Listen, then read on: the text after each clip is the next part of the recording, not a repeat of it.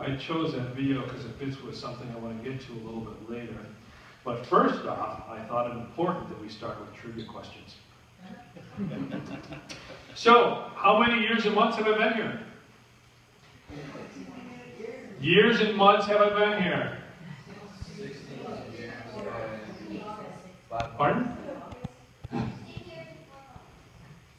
little higher. 16 years, 6 months. A little higher. 7 months. 16 years, 8 months. End of May will be 8 months.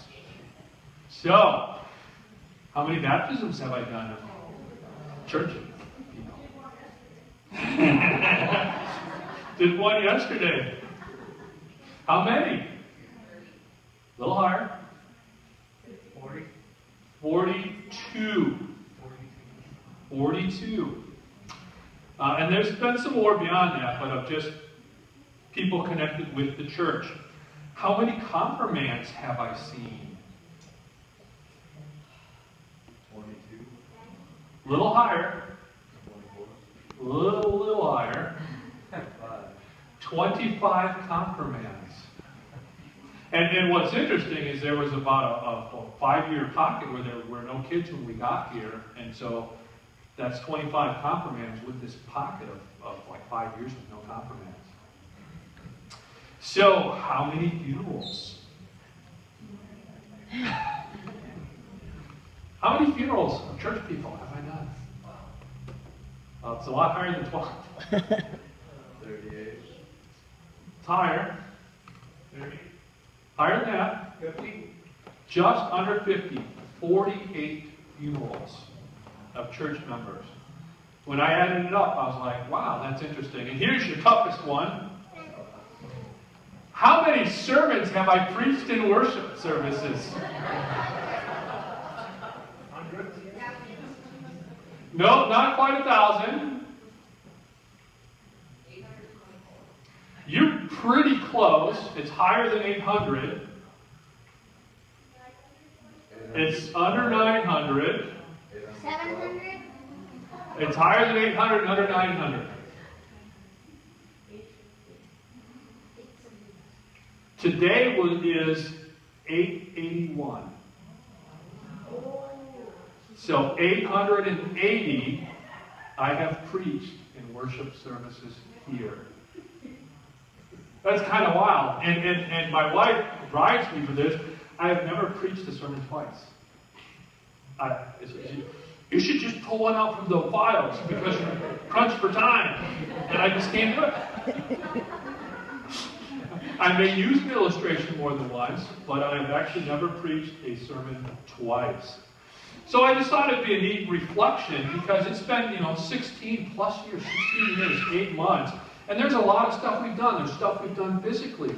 We totally remodeled the foyer, taking down walls and opening up the space. We redid the ceiling. We've redone the whole entryway. We've replaced all but one door on the outside of the building over those 16 years. We redid this whole wall and had tons of people step up to do stained glass windows here and insulate the wall and redo it. We've redone this roof here. We redid the fence along the whole back property. There's things we've done to the physical space. Every year I've been here, we are the church that has won the bell ringing award for helping raise money through Salvation Army at Christmas time to help the poor and those in need. For the church our size, they're astounded every year at how much we give for the Christmas in July for the back to school fair, because they go to significantly larger churches and get us half of what we give for the back to school fair. There's different ways in which we've partnered with the community. We've opened our doors to the community to vote, and the feedback we've gotten has been wonderful. Back when they were still doing clinics for flu shots, we had people who would mark the calendar when we would do our flu shot and would wait so they could come here because we had the best treats. And they wanted to sit and drink their juice and coffee and have some good treats. There's a lot of neat things we've done. When I first got here, there was no adult ed, and after a couple of years, we were able to get adult ed class going, and the adult ed class has been happening for over 14 years, almost 15 years, where people have wanted to intentionally keep learning and growing in different ways. I'll throw this one out for you. How many pizzas have I been involved with over the past 16 plus years? Pizzas! In the ballpark of 25,500. That's kind of wild to think about. That's a lot of pizzas that we've sold over the past 16, almost 17 years. We've done worship in the barn for years. We've had polka workshops. We started while I was here the ecumenical VBS program that we're still a part of, and this year we're doing it differently, although I won't be a part of it. But the group, I've been a part of the meetings up until I'm leaving, and is doing an evening one, a Sunday through a Thursday in the evenings, so that parents could have a better chance of helping and just to try and do something different. But we've been doing the Ecumenical Vacation Bible School for 13 years now, which is neat. And when I got here, Mark Klaesner and I started the Ecumenical Thanksgiving Eve service that grew into the interfaith worship service that now meets in the Grand every year. Usually has around 300 people come to it, and brings Jews, Christians, Muslims, Buddhists, Baha'i. We've had probably 10, 12 different religious groups participate in some way, shape, or form in that service of gratitude and thankfulness, as a service where we learn and can simply be thankful together as the greater community of the Oshkosh area. And so some of those things were started at the time that I have been here. But in all my years here, as I was thinking about today, thinking about the sermon for today, was this. In everything I've done, there's 4 things that have really stuck out. We were reflecting in Adult Ed today, and one of my slogans of late has been, God calls us when we're broken to be faithful and not fixed. And that's been part of my guiding mantra over the past few years. Is a powerful way to think about it. But there's 4 things I wanted to lift up. The first one is this. I've always gone back to Jesus when he's asked, of all God's laws given to us, what is the greatest? And he turns around and he says this. He says, love God with all that you are and love your neighbor as yourself. And you can't separate any of that out. You can't simply love God and not love neighbor or self. You can't simply love self and not love God or neighbor. Or to love neighbor and ignore self or God. That they're always tied together.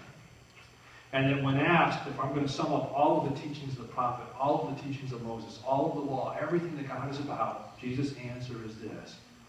Love God with all that you are and love your neighbor as yourself. And I've come back to that over and over and over again, and hopefully you've memorized it by now. It's burned into the back of your mind, and it's burned into your heart. There's a second piece I've added, and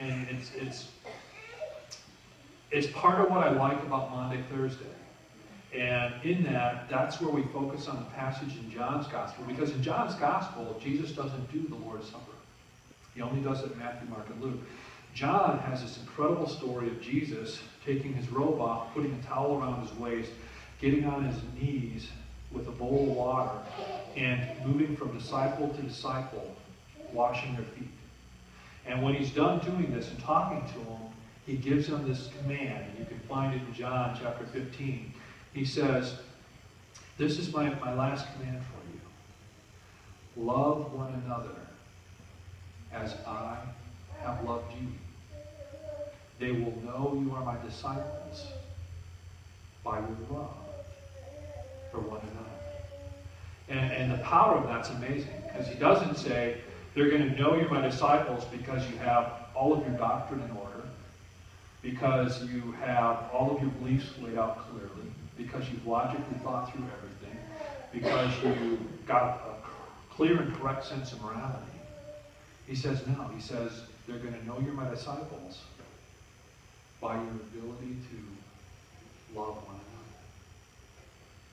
That's amazing. And Paul, the third thing that I hope you remember from me over these past years as a reflect, is the great triad of Paul. He says in almost every letter that he wrote, at some point in the letter, he does the great triad, which is faith, hope, And of these three, which is the greatest?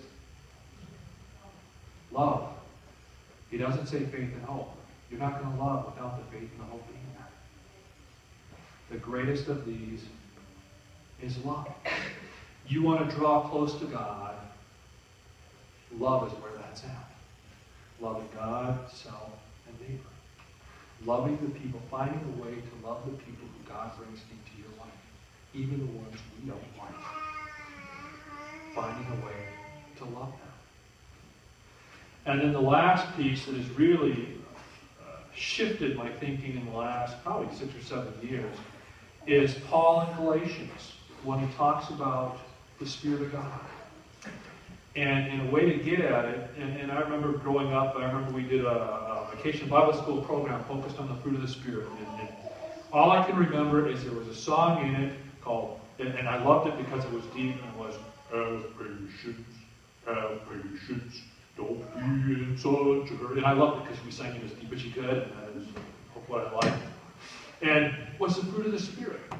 And the fruit of the Spirit is not things you strive for, but it's when that Spirit who is given to us in our baptism is allowed to flow freely in us, to draw us closer to God. The fruit is what shows up in who we are as people. In other words, when the Spirit is given freedom in us, we show love, joy, peace, patience, kindness, goodness, faithfulness, gentleness, and self-control. That if you're asking yourself or struggling, is the Spirit of God present in me? Well, the answer is simple. Are these traits at the forefront of how you're relating to the people around you? And if the traits aren't at the forefront, then in some way you might be quenching that Spirit. And it gives you an opportunity to say, how am I quenching the Spirit so that I can stop doing that and draw closer to God and other people? Because they always go together. Loving God and other people. And so in the 16 and a half years I've been here, these 4 things I've come back to over and over and over again, knowing that the heart of everything I'm supposed to do. The passage for today is a passage on being a shepherd. The shepherding that I've tried to do and be is to be a shepherd who tries to help you understand that what God is about is loving you and calling you and freeing you to love. To be a people known by love. That if we were to visit your gravesite at the funeral and people were to ask, what is the one word that would describe you? That hopefully the first thing people would say is, they were loving. And that's at the center of everything Jesus was trying to do. Every miracle he did was not about showing power. It was about bringing someone back into community, to build relationships, to restore relationships, to restore them to other people so that they can love and care for and be loved and cared for. Everything I've tried to do as a shepherd here is to try and help you stay focused on love, loving each other and loving God and loving yourselves. So that when you leave here, you'll have that love to share with each other and to share with new people who come in here. To share with the new minister who replaces me, to love them as you have loved me, and to be loved by them as I have tried to love you, and to love the people who God brings into the doors here, and love them in whatever way you can, because that is at the heart of what God is about. As Jesus said at the end of this passage, I came that they may have life and have it abundantly. And the center of that abundant life is to be loved and loved. Let that be our challenge in parting, that we learn to continually learn to love more deeply and more profoundly everyone God brings our way, and to rejoice and celebrate the blessings that God's love has brought to us